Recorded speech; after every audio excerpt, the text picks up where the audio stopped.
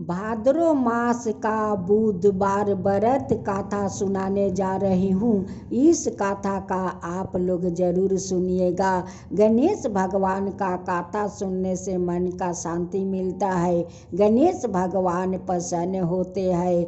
जिसका जो मनोकामना होता है वो गणेश भगवान पूरे करते हैं। गणेश भगवान को कथा आप लोग जरूर सुनिएगा। एक बुढ़िया माई अपना झोपड़ी में रहा करती थी। अपना झोपड़ी के सामने एक तुलसी का पौधा लगा कर और उसे पूजा करती थी। सुबह उठकर नहा धोआ कर बुढ़िया माई तुलसी का पूजा करती। बुढ़िया माई पूजा करके बाजार चली जाती थी दूध लाने के लिए, क्योंकि बूढ़ी माई रोज खीर बनाकर वो भोजन करती थी। एक दिन बुढ़िया माई सुबह उठकर माँ तुलसी का पूजा कर लेती है और करके वो बाजार चली जाती है दूध लाने के लिए। जब बुढ़िया माई दूध लेकर आ रही थी, उनके पीछे पीछे विनायक गणेश भी आ गए। उनकी झोपड़ी में आकर एक बुढ़िया माई झोपड़ी के ऊपर बांस का एक ताक बनाई थी कुछ कुछ रखने के लिए। उसके ऊपर उठकर विनायक जाकर बैठ जाते हैं और देखते हैं कि बुढ़िया माई क्या करती है। बुढ़िया माई दूध को मिट्टी के हांडी में खीर बनाती है और खीर बनाकर उस खीर को अच्छे से ढाक ढूक के बुढ़िया माई स्नान करने चली जाती है। गणेश उतरता है और थोड़ा खीर छोड़कर सारा खीर खा जाते हैं और खा कर जाकर फिर से उसी ऊपर जाकर बैठ जाते हैं। जब बुढ़िया माई स्नान करके आती है, गणेश जी का पूजा करती है। पूजा जब समाप्त हो जाता है तो बूढ़ी माई आकर उस माटी का हांडी में देखती है कि थोड़ा सा खीर है और सारा खीर कहाँ गया, कौन आकर खीर सारा खाकर चला गया। फिर दूसरा दिन बुढ़िया माई दूध लिया कर खीर बनाती है। खीर बनाकर अच्छे से ढाक ढूक कर रख देती है और रख कर स्नान करने चली जाती है। विनायक उस ताक से उतर कर फिर से सारा खीर खा जाते हैं और थोड़ा सा खीर छोड़ देते हैं। बुढ़िया माई जब स्नान करके आती है और देखती है हांडी में खीर, तो कहती है कि आज भी थोड़ा सा खीर है, ये सारा खीर कौन आकर खा जाता है। बुढ़िया माई के तो उस थोड़ा सा खीर से तो पेट भरता नहीं है। बुढ़िया माई थोड़ा सा खाकर रह जाती है। एक दिन विनायक एक नटखट छोटा सा बालक का रूप धारण करते हुए बूढ़ी माई के पास आते हैं। बुढ़िया माई तो उदास होकर बैठी थी। विनायक कहते हैं कि माई तू उदास क्यों है, क्या हुआ रे माई कि तू उदास है। बूढ़ी माई कहती है कि तू कौन है रे कि तू मुझे माई कहकर बुलाता है। विनायक कहते हैं कि माई माई कहकर बुलाना अपराध है। बुढ़िया माई कहती है कि ना रे बेटा ना, अपराध नहीं है। आज तक तो मुझे कोई माई कहकर नहीं बुलाया, आज तू माई कहकर बुलाया, उसलिए मैं पूछ लिया। बुढ़िया माई विनायक से कहती है कि बेटा तेरा नाम क्या है, तेरा घर कहाँ है, तेरा माता पिता क्या करते हैं। विनायक कहते हैं कि माई मेरा तो नाम विनायक है और मेरा तो घर पहाड़ पर है और मेरे माता पिता उसी पहाड़ पर काम करते हैं और मैं तो इधर उधर घूमता रहता हूँ। बुढ़िया माई उस विनायक से कहती है कि देख न रे बेटा, कौन आकर मेरा सारा खीर खा जाता है, हांडी में थोड़ा सा खीर छोड़ देता है और सारा खीर खाकर चला जाता है। उतना थोड़ा सा खीर छोड़ जाता है, उस खीर से तो मेरा पेट नहीं भरता है। विनायक गणेश बाजरा का रोटी और गेदरी के साग लेकर आते हैं और बूढ़ी माई को देते हैं। जब बूढ़ी माई बाजरा के रोटी और गेदरी के साग देखती है तो बहुत खुश हो जाती है। कहती है कि बेटा तू बाजरा के रोटी आ गेदरी के साग कहाँ से लाया रे? ये तो मेरा मन पसंद खाना है, ये तो मेरा मन पसंद खाना है। तू कहाँ से लाया रे बेटा, तू कहाँ से लाया? ओ गणेश कहता है कि माई तू खा पहले गेदरी के साग आ बाजरा के रोटी खा। ये मेरी माँ गेदरी के साग आ बाजरा के रोटी बनाती है। बुढ़िया माई बाजरा का रोटी और गेदरी के साग खाती है और विनायक का बहुत बहुत आशीर्वाद देती है। कहती है कि बेटा आज जैसे तू मुझे बाजरा का रोटी और गेदरी के साग खिलाकर मेरा मन को शांति किया बेटा, वैसे ही तेरा मनोकामना पूरा हो। तू बड़ा होकर तू बहुत बड़ा आदमी बन जा बेटा, बहुत बड़ा आदमी बन जा। बुढ़िया माई का बात सुनकर विनायक गणेश तो मुस्की मार मार के हंस रहा था और कह रहा था कि माई मैं तो बहुत बड़ा हो गया हूँ, मैं तो बहुत बड़ा हो गया हूँ रे माई, और कितना तुझे बड़ा चाहिए? बुढ़िया माई कहती है कि विनायक तू इतना छोटा होकर तू इतना मीठे मीठे कैसे बोल लेता है रे? तुझे कौन मीठे मीठे बोलना सिखाया है? विनायक कहते हैं कि माई ये तो मेरे माता पिता सिखाया है मीठे मीठे बोलना। बुढ़िया माई कहती है कि विनायक तेरा माता पिता कितने अच्छे हैं रे, कितने अच्छे हैं कि तुझे इतना सुंदर बोलना सिखाया है और ऊपर से इतना सुंदर गेदरी के साग और बाजरा को रोटी बनाती है। एक दिन माता पार्वती भोलेनाथ से कहती है कि हम लोग का विनायक सारा दिन तो घर में आता नहीं है, कहाँ रहता है, क्या खाता है, क्या करता है, कोई पता नहीं चलता है। वो रात को आता है और बिना खाए वो सो जाता है। विनायक सुबह उठकर अपना मूषक पर सवार होकर उस बुढ़िया माई का घर जा रहे थे। अब तब भोलेनाथ देखते हैं, कहते हैं कि पार्वती देखो तुम्हारा लाडला वो मूषक पर सवार होकर कहीं वो जा रहे हैं, चलो हम दोनों पीछा करते हैं कि रोज कहाँ जाता है, कहाँ रहता है, क्या खाता है। भोलेनाथ माता पार्वती एक औरत और पुरुष का रूप धारण करते हैं विनायक का पीछे पीछे आते हैं।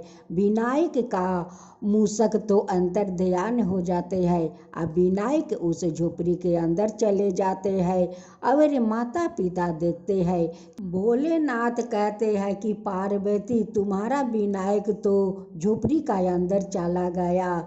जब पार्वती या भोलेनाथ उस झोपड़ी में जाकर देखते हैं तब बूढ़ी माई अपना हाथ से विनायक को वो खीर खिला रही थी। भोलेनाथ और माता पार्वती बूढ़ी माई के पास जाकर कहते हैं कि माता ये लड़का आपका पास रहते हैं, वो आपका हाथ से खीर खाते हैं।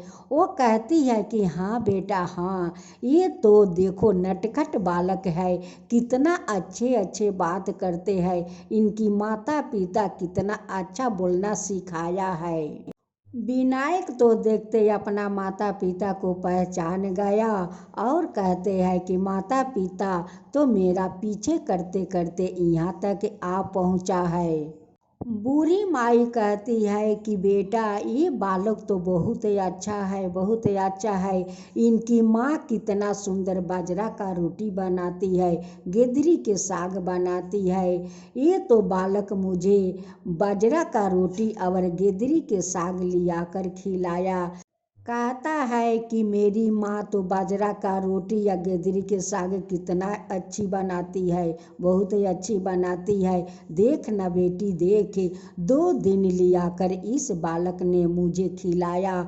मुझे तो बहुत दिन से गेदरी के साग और बाजरा का रोटी खाने का मन कर रहा था, लेकिन मुझे मिलता तो कहाँ मिलता, कहाँ से लिया कर मैं खाता। आज इस बालक मुझे खिलाया है, इस बालक मुझे खिलाया है, भगवान इसे तो बहुत बड़ा बनाएगा, बहुत ऊंचाई तक वो जाएगा। बूढ़ी माई का बात सुनकर भोलेनाथ और माता पार्वती वो लोग तो दोनों मुस्कुरा रहे थे कि देखो विनायक आकर इस बूढ़ी माई के पास हम लोग का कितना बड़ाई किया है, कितना बड़ाई किया है।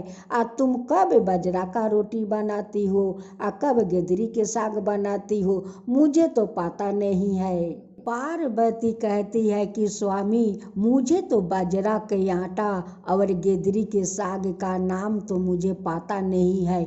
मैं कब गेदरी के साग बनाया, कब बाजरा का रोटी बनाया, ये विनायक ना जाने कहाँ से बाजरा का रोटी और गेदरी के साग लिया कर इस माता को खिला दिया। माता तो तारीफ पर तारीफ हमारी करती है। कहती है कि माता ये नहीं आप पूछे कि उनकी माता पिता कहाँ रहते हैं, क्या करते हैं। बूढ़ी माई कहती है कि हाँ बेटी बोला तो कि मेरे माता पिता पर्वत पर रहते हैं और वहीं पर काम करते हैं। विनायक कहते हैं कि माई और कितना पूछोगी, जिससे तुम बात करती हो, जिससे पूछती हो वही तो मेरा माता पिता है। मुझे खोजते खोजते तो माता पिता यहाँ तक आ गए हैं। बूढ़ी माई कहती है कि बेटी तू सादा सुहागिन रह, बेटी तू सादा सुहागिन रह। तू कितना सुंदर बेटा का जन्म दी है रे, तू कितना सुंदर दी है, कितना मीठे मीठे बात करता है, कितना ये बुद्धिमान तेरा बेटा है रे बेटी। बुढ़िया माई कहती है कि बेटी जैसे तू मुझे बाजरा का रोटी गेदरी के साग खिलाकर मेरा आत्मा को तू शांति किया है, वैसे भगवान तेरा सुहाग अमर रखे, तेरा बेटा को अमर बनाकर रखे। तू सादा सुहागिन रह बेटी। विनायक कहते हैं कि माई तुझे जितना आशीर्वाद दे रही है मेरे माता पिता को, अगर तेरा सामने भोलेनाथ और माता पार्वती आ जाएगी तब तू क्या करेगी माता। वो बूढ़ी माई कहती है कि बेटा मेरा भाग्य ऐसा कहाँ है रे, मेरा तो तकदीर नहीं है कि मुझे भोलेनाथ और माता पार्वती को दर्शन होगा रे बेटा, दर्शन होगा, मेरा वैसा भाग्य कहाँ है। भोलेनाथ माता पार्वती गणेश अपना रूप में आते हैं और बूढ़ी माई को तीनों दर्शन देते हैं। अब तब बूढ़ी माई वो लोग का पैर पकड़ कर रोने लगी, कहने लगी कि आज तो मेरा भाग्य बन गया, आज तो मेरा भाग्य बन गया। आज मैं कितना सौभाग्य हूँ कि आज मेरे सामने माता पार्वती भोलेनाथ और गणेश मेरे सामने दर्शन दिया है, मुझे दर्शन दिया है। आज मैं धन्य हो गया, आज तो मैं धन्य हो गया, मैं तो वैकुंठ पा गया। हे भगवान, हे माता, हे गणेश भगवान, अगर हमसे कोई भूल हो गया होगा तो आप लोग माफ कर दीजिए। ना जाने आप लोग के साथ मैं कैसे कैसे बात की, मैं कैसे कैसे बात की। हे भोलेनाथ, हे माता पार्वती, हे गणेश भगवान, हमें माफ कर दीजिए, हमें माफ कर दीजिए।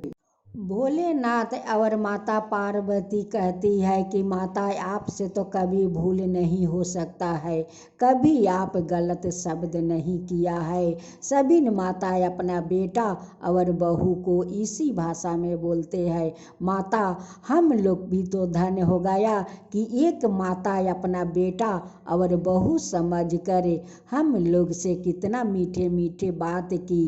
गणेश कहते हैं कि माई हम लोग तो धन्य हो गया माई कि तेरे हाथ से बनाए हुए खीर खाए और तुम हम लोग का इतना आशीर्वाद दिया माई, इतना आशीर्वाद, तुम्हारा आशीर्वाद हम लोग लेकर जा रहा हूँ माई, जा रहा हूँ। बूढ़ी माई का झोपड़ी में माता पार्वती अपना चरण छोड़कर चली जाती है अपना विनायक को लेकर। बूढ़ी माई तो धन्य हो गई, बूढ़ी माई तो सुखी हो गई। बूढ़ी माई का अब कुछ का दुख तकलीफ नहीं रहा, क्योंकि माँ अपन चरण उनकी झोपड़ी में छोड़ गई थी। जो आपका कहानी कहे, जो सुने, जो हुक्का भरे, उन सब पर कृपा कीजिए। हे गणेश भगवान, हे शिव पार्वती, सबका ऊपर कृपा कीजिए, सबका ऊपर कृपा कीजिए। माता पार्वती की जय हो, भोलेनाथ की जय हो, गणेश भगवान की जय हो, गणेश भगवान की जय हो।